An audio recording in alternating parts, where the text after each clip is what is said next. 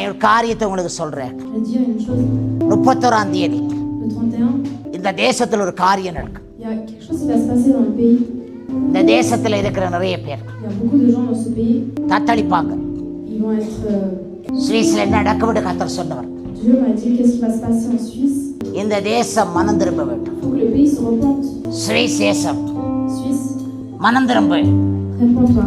Swiss தேசமே Suisse, மனம் திரும்ப. réponds-toi. இந்த சத்தம் ராஜாக்களிடத்துல போகட்டும். Que ce sang-là இந்த aille சத்தம் அதிகாரத்துல போகட்டும். vers les autorités, இந்த சத்தம் பார்லிமெண்ட்டுக்கு போகட்டும். aille vers le Parlement. தேசமே மனம் திரும்ப. C'est 2026 en 2026.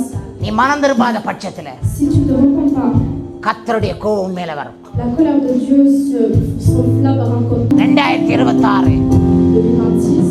இந்த தேசத்தை Dans ce pays, மனம் திரும்ப பண்ணும்.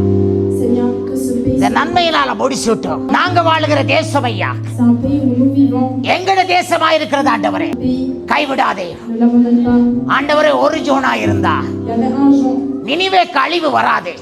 un Jonah, et il n'y a pas ஆண்டவரே உதவி செய்வீராக. détruit, Seigneur. சுவிஸ் தேசம் பாதுகாக்கப்படட்டும். Protégez la Suisse. சுவிஸ் தேசம் பாதுகாக்கப்படட்டும். Protège la Suisse. இயேசுவின் நாமத்துல பாதுகாக்கப்படட்டும். இயேசுவின் நாமத்தில் பிதாவே Protégez ce sang. ஆமென். அல்லேலூயா.